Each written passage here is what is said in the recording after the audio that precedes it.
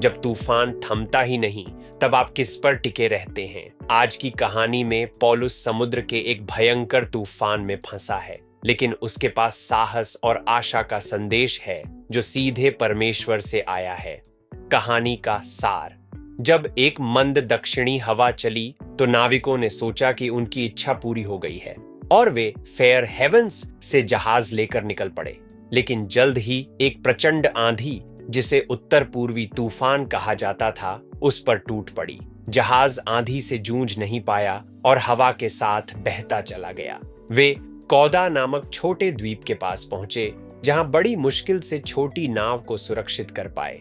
नाविकों ने जहाज को बांधने के लिए रस्सियों का सहारा लिया। वे सुरतीस की बालू की दलदल में फंस जाने से डरते थे, इसलिए उन्होंने लंगर डालकर जहाज को बहने दिया। तूफान बढ़ता गया। दूसरे दिन उन्होंने माल ढोने का सामान समुद्र में फेंक दिया।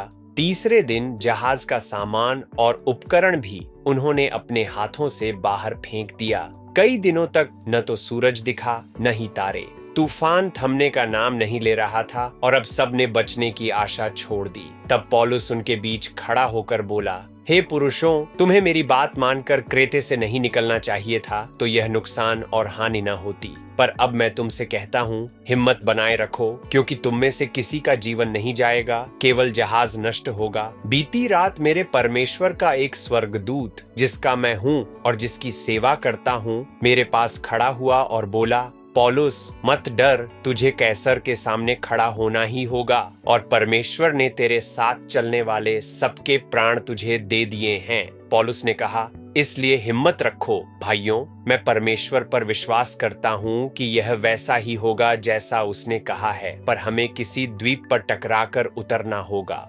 हम इस कहानी से क्या सीख सकते हैं? पहला, जब तूफान आशा छीन ले, परमेश्वर साहस देता है। नाविकों ने सारी आशा खो दी थी, पर पौलुस के द्वारा परमेश्वर के वचन ने उन्हें फिर से हिम्मत दी। हमारे अंधकारमय तूफानों में भी परमेश्वर के वचन हमारे दिलों को स्थिर कर सकते हैं। आप कहां परमेश्वर के वचन को अपने जीवन का सहारा बनने देंगे, बजाय निराशा के शिकार होने के? दूसरा, परमेश्वर की उपस्थिति तूफान से बड़ी है। पौलुस मजबूत खड़ा रह सका क्योंकि प्रभु का दूत उसके साथ था। बाहर तूफान गरज रहा था, पर भीतर परमेश्वर की उपस्थिति ने उसे शांति दी। क्या आप विश्वास करते हैं कि परमेश्वर की उपस्थिति आपके साथ है और वह आपके तूफान से कहीं बड़ी है? हे प्रभु, धन्यवाद कि कोई भी तूफान तेरे वचन और वायदों से बड़ा नहीं है। आमीन।